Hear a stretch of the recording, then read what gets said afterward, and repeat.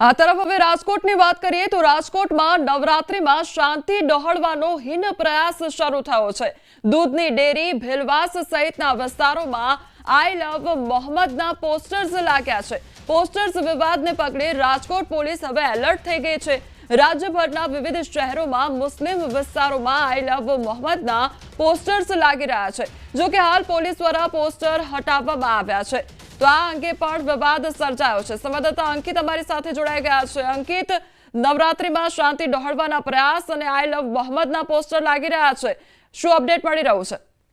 ચોક્કસ કોમલ, ખાસ કરીને વાત કરવામાં આવે તો જે પ્રકારે દાહોદથી શરૂઆત થઈ છે ને ત્યારબાદ દાહોદથી આ જે શરૂઆત હતી અને હવે તે સૌરાષ્ટ્ર કચ્છમાં પણ પહોંચી ચૂકી છે। ગઈકાલે કચ્છ ઈસ્ટ અને કચ્છ વેસ્ટની અંદર પણ પોસ્ટર છે તે લાગ્યા હતા ને ત્યારે હવે રાજકોટની અંદર પણ આ પ્રકારના પોસ્ટર છે તે રાજકોટ શહેરના થોરાડા પોલીસ સ્ટેશન વિસ્તાર અને રાજકોટ શહેરના પ્રદ્યુમ્નનગર પોલીસ સ્ટેશન વિસ્તારની અંદર આ પ્રકારના પોસ્ટરો લાગ્યા હોવાનું છે તે સામે આવ્યું છે। ખાસ કરીને નવરાત્રીના સમયે કે જ્યારે માતાજીની સૌ કોઈ આરાધના કરતું હોય છે ત્યારે આ પ્રકારે શાંતિ દોડવાનો એક પ્રયાસ થઈ રહ્યો હોવાની વાત છે તે સામે આવી છે।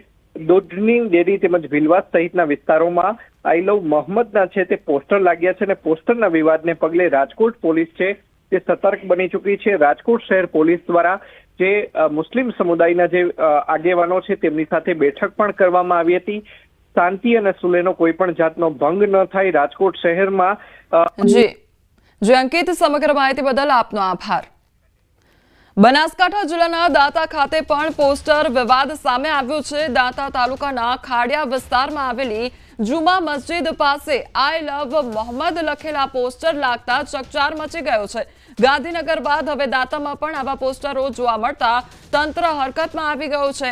નવરાત્રી જેવા પવિત્ર તહેવારમાં શાંતિ ભંગ કરવાનો પ્રયાસ થઈ રહ્યો છે અને તે પ્રકારની સ્થાનિકોએ શંકા પણ વ્યક્ત કરી છે। સંવાદદાતા મહેન્દ્ર અમારી સાથે જોડાઈ ગયા છે। મહેન્દ્ર, દાંતા ખાતે પણ આઈ લવ મોહમ્મદના પોસ્ટર લાગ્યા છે, કયા પ્રકારના કયા પોસ્ટર્સો લગાવવામાં આવ્યા છે? બિલકુલ કોમલ, આપને બતાવી દઉં કે હાલ તબક્કે જે રીતે દાંતા સમગ્ર ગુજરાતમાં જે નવરાત્રીનો પ્રસંગ ચાલી રહ્યો છે, નવરાત્રીના પ્રસંગને ક્યાંક ને ક્યાંક શાંતિ ડોળવાનો પ્રયત્ન થયો તેવું લાગી રહ્યું છે। જે રીતે ગાંધીનગર, અમદાવાદ, સૌરાષ્ટ્ર વિભાગમાં પણ કેટલાક પોસ્ટરો લાગ્યા છે, જ્યારે દાંતા તાલુકા વિસ્તાર જે અંતરિયાળ વિસ્તાર માનવામાં આવે છે તેવામાં હરકત કદી જોવા નથી મળતી, પણ કેટલાક તત્વો દ્વારા આ વખતે આ હરકત કરવામાં આવી છે ને જુમા મસ્જિદ આગળ આ જે પોસ્ટર લગાવે છે આઈ લવ મોહમ્મદના છે તેને પોલીસ પણ હરકતમાં આવી છે અને પોલીસને પણ જણાવ્યા પ્રમાણે એમણે એમ કહ્યું છે જે પણ ટીકળ જે દુષ્કર્મ કર્યું છે તેના સામે કાયદેસરની કાર્યવાહી કરવા માટે અને ખાલી પોસ્ટરો ઉતરાવી અને કોઈ પણ જાતનો વિવાદ ન વધે, અન્ય ગામડાઓમાં ન પહોંચે તેવી પોલીસ દ્વારા તજવીજ હાથ ધરવામાં આવી રહી છે। અને હાલ તબક્કે જે પોસ્ટર લાગેલા છે પોસ્ટરને લઈને પણ ભારે ચર્ચાસ્પદ બની છે કે આવી નરતામાં જે રીતે શાંતિ ડોળવાનો પ્રયાસ કર્યો છે તો તેના સામે પણ આકરા પગલા ભગડાય તેવી પણ માંગ લોકોમાં જોવા મળી રહી છે। કોમલ, જી મહેન્દ્ર, સમગ્ર માહિતી બદલ આપનો આભાર। તો એક તરફ નવરાત્રીનો આ તહેવાર ચાલી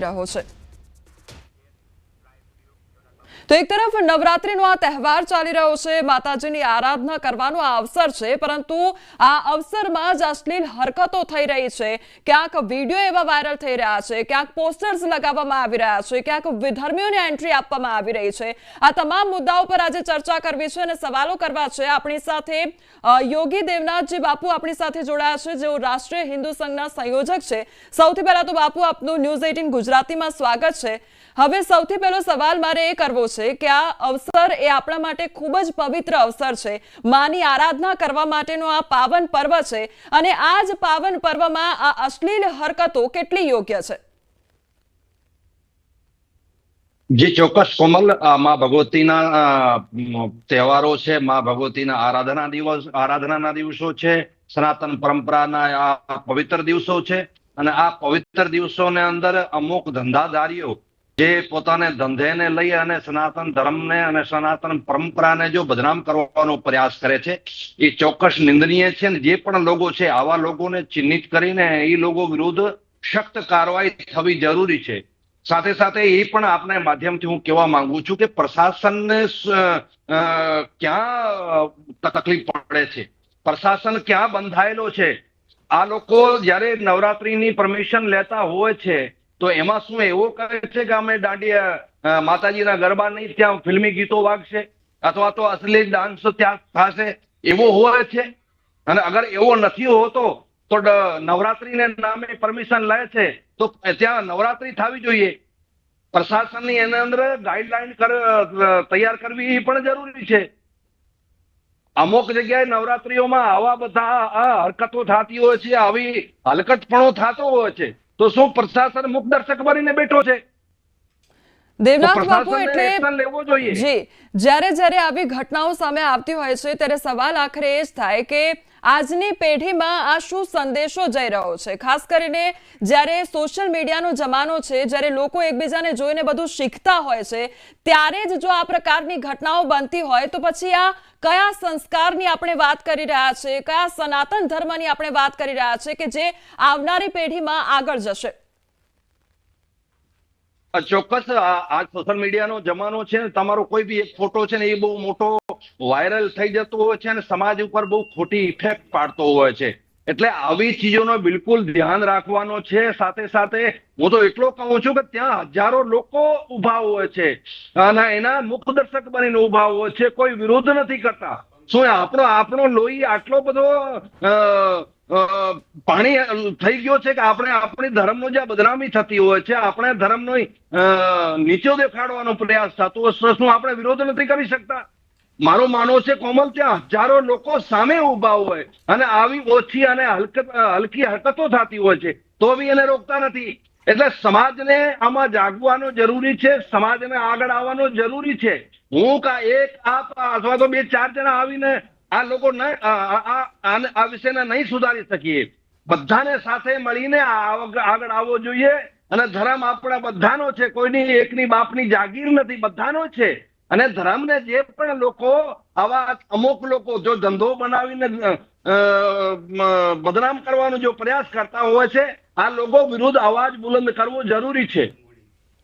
દેવનાથ બાપુ, પણ શું આપને એવું લાગી રહ્યું છે કે આ એક ટ્રેન્ડ બની ગયો છે? શું આપ એવું માનો છો કે આ એક માત્ર ટ્રેન્ડ બન્યો છે અને લોકો વાયરલ થવાના ચક્કરમાં અને લોકો એક કહેવાય ને કે માન સન્માન મેળવવાના ચક્કરમાં, ફેમસ થવાના ચક્કરમાં આ બધી ઘટનાઓને અંજામ આપતા હોય છે અને જોતા નથી કે આવનારી પેઢીમાં કયા પ્રકારનો સંદેશો જોઈ રહ્યો છે અથવા તો કોઈ વ્યક્તિ તેને જોઈ રહ્યું છે તો મારા વિશે શું કહેશે, એ બધું એ લોકો વિચારતા નથી, માત્ર ને માત્ર ટ્રેન્ડમાં રહેવાના ચક્કરમાં?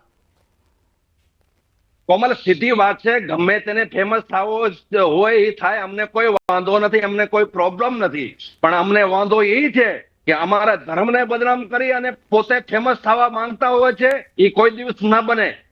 ધર્મને બદનામ કરવાનો પ્રયાસ કરશે, એને સામે સખ્ત કાર્યવાહી થશે, એનો પ્રતિકાર થશે.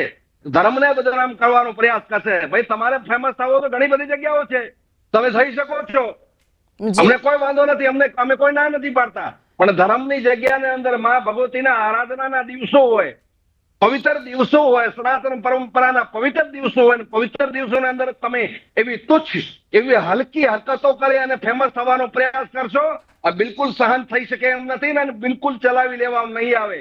જે પણ કરશે એને પરિણામ ભોગવવા માટે પણ તૈયાર રહેવો પડશે. શું કોઈ જાગીર છે તમે તમારે ફેમસ થવા માટે તમે સનાતન ધર્મને બદનામ કરશો? સનાતન ધર્મની આડમાં તમે ફેમસ થવા માંગતો, બિલકુલ નહીં ચલાવી લેવાય. અને જે પણ આવા લોકો છે, જો આયોજકો છે, આવા જી દેવનાથ બાપુ, એટલે આ તમામ જે ઘટનાઓ સામે આવી રહી છે તેના ઉપરથી ઘણા બધા સવાલો થઈ રહ્યા છે અને કામ અંદર એવા કરાવે છે, એ લોકો વિરુદ્ધ પણ સખ્ત કાર્યવાહી કરવી જરૂરી બની રહી છે. જી બાપુ, એક સવાલ અહીંયા એ પણ થઈ રહ્યો છે કે જ્યારે ગરબાનું આયોજન કરવામાં આવતું હોય છે ત્યારે જે રૂલ્સ રેગ્યુલેશન બનાવવામાં આવતા હોય છે તેમાં એ વાત પણ મૂકવામાં આવી હતી કે વિધર્મીઓને એન્ટ્રી આપવામાં ન આવે અને આયોજકો પણ એમાં સહમત થયા હતા.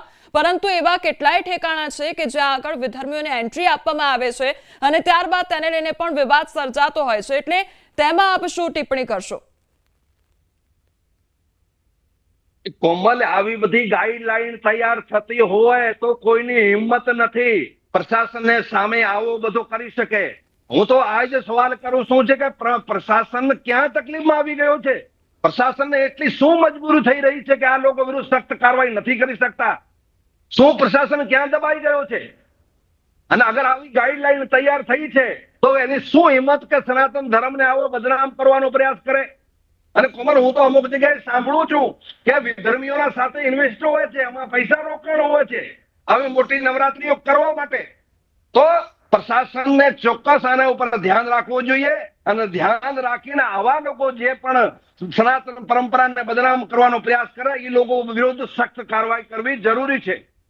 જી બાપુ, એટલે નવરાત્રીના 9 દિવસ છે અને તેમાં માતાજીની આરાધના કરીને સૌ ખેલૈયાઓ ગરબે ઝૂમતા હોય છે અને માતાજીની પૂજા અર્ચના કરતા હોય છે. પરંતુ એક બાબત એ પણ ધ્યાને આવી છે કે આ શાંતિનો જે માહોલ છે તે ડહોળવાના પ્રયાસ પણ અનેક ઘણા થઈ રહ્યા છે.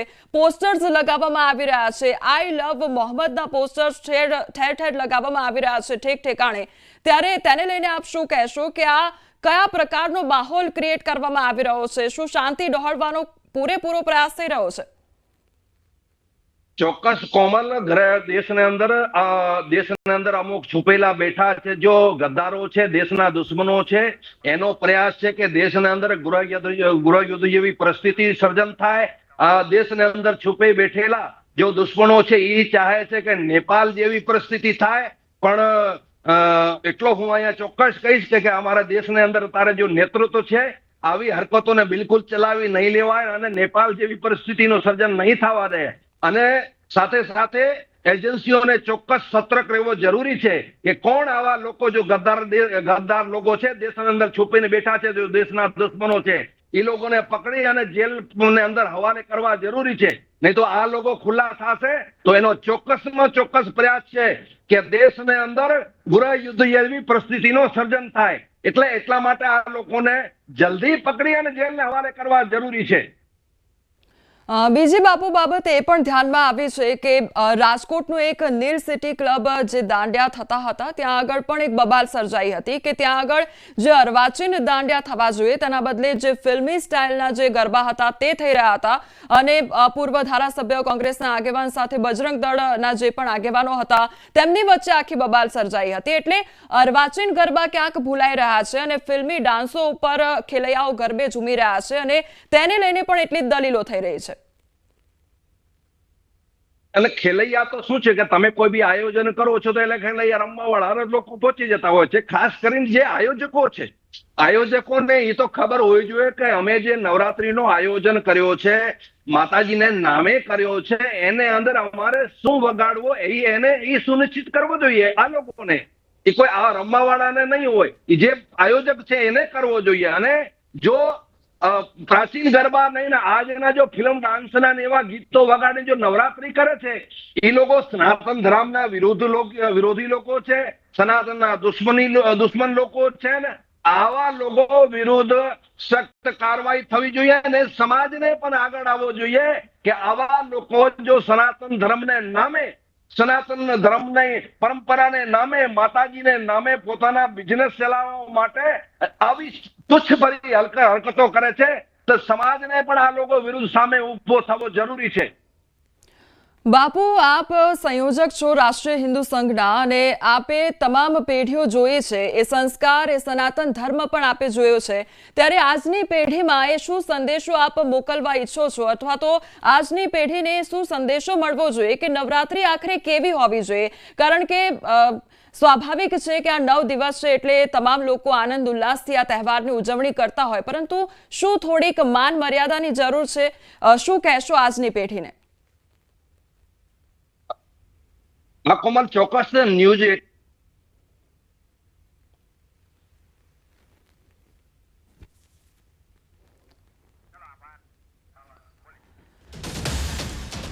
તો જે પ્રમાણે વાત કરવામાં આવી બાપુ સાથે, તેમના દ્વારા પણ એક જ વાત કરવામાં આવી છે કે નવરાત્રીનો તહેવાર જે છે, માતાજીની આરાધના જે કરવામાં આવતી હોય છે તે માન મર્યાદા સાથે થવી જોઈએ. અને જે પણ આ વિડીયોઝ વાયરલ થઈ રહ્યા છે તેને લઈને પણ અનેક વાતચીત તેમના દ્વારા કરવામાં આવી છે કે આ અયોગ્ય છે અને આવી